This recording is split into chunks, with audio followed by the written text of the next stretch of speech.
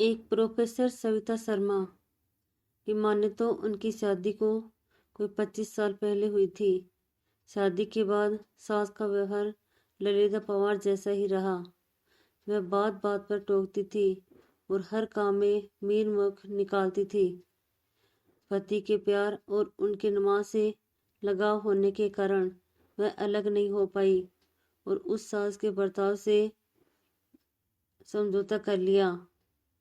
लेकिन शुरुआती दिनों के दुर्व्यवहार को वो भूल नहीं पाई। सविता के मुताबिक मैंने उसकी हर जाति बर्दाश्त की, लेकिन जब वह मेरे मम्मी पापा को भला बुरा कहती तो मेरा खून खौलता कि जो कुछ कहना है मुझसे कहो, माँ बाप को तो बीच में मत घसीटो। अब हालत यह है कि उनकी सास पैरालिसिस की चलते बिस्तर में पड़ी कराती रहती है और चाय पानी तक के लिए उनकी मोहताज रहती है। सविता कहती है, उनकी इस हालत को देखकर मुझे खुशी भी होती है और कभी कभी दुख भी होता है। मैं चाहकर भी उनकी वैसी सेवा नहीं कर पाती जैसी कि एक बहू को करनी चाहिए। यूं पति ने माँ की सेवा के लिए नौकरानी रखी है, लेकिन वह 24 घंटे तो नहीं रह सकती। जब वे मुझसे चाय मांगती है तो मुझे शादी के बाद के वे शुरुआती दिन याद हो आते हैं, जब मैं खुद की चाय बनाने के लिए उनकी इजाज़त की मोहताज रहती थी। कई बार तो बिना चाय पिए ही कॉलेज चली जाती थी। अब जब वे 4-5 बार आवाज़ लगाकर चाय मांगती हैं, तब कहीं जाकर उनके पलंग के पास स्टूल पर चाय रखकर पाँव पटक कर चली आती हूँ, ताकि उन्हें अपना किया याद आए। मैं समझ नहीं पा रही कि ऐसा करने से सुख क्यों मिलता है और मैं बीती बातों को भुला क्यों नहीं पा रही। यानी सविता वही कह रही है जो सास ने उनके साथ किया था। इससे साफ लगता है कि अभी तक आहत हैं और सास को अपने किए की सजा नहीं दे रही, तो एहसास तो करा ही रही है कि जैसा बोओगे वैसा ही काटोगे।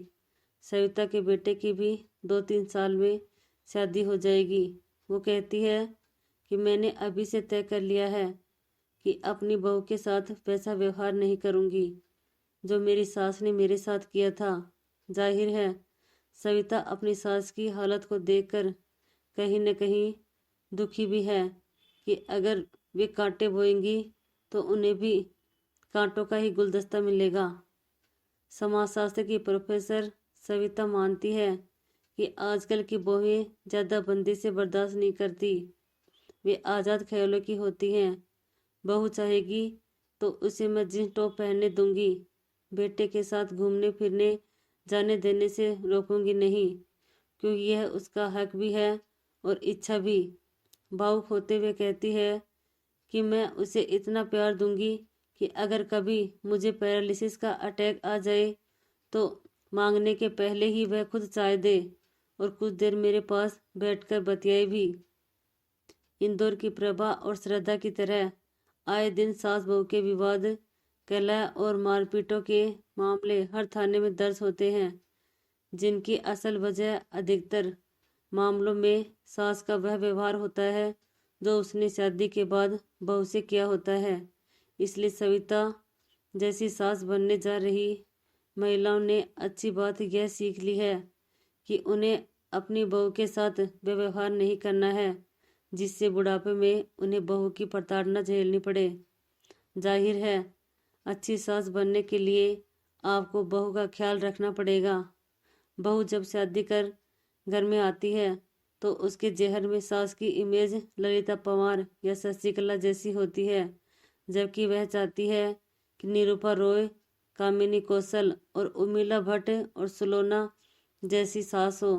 हर कदम पर बहू का ख्याल रखते हुए उसका साथ दे। इसलिए अगर बुढ़ापा सुकून से काटना है तो बहू को सुकून से रखना ही बेहतर भविष्य, सुख शांति और सेवा की गारंटी है। वैसे भी आजकल एकल होते परिवारों में सास का इकलौता सहारा आखिर में बहू ही बचती है। अगर उससे भी संबंध शुरू से ही खटास भरे होते होंगे तो उनका अंत हिंदी फिल्मों जैसा सुखद तो कतई नहीं होगा। इसमें कोई शक नहीं है कि सासें अब बदल रही हैं, क्योंकि उन्हें अपने बुढ़ापे की चिंता है और यह भी मालूम है कि बहू ही वह इकलौता सहारा होगा जो उसे सुख आराम दे पाएगी।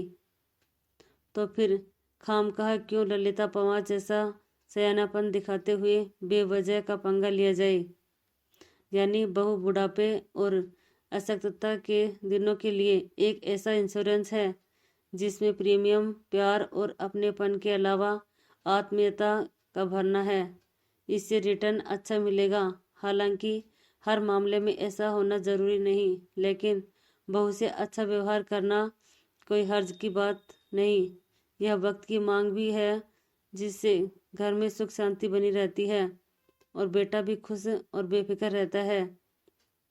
शादी के बाद के शुरुआती दिन बहू के लिए तनाव भरे होते हैं।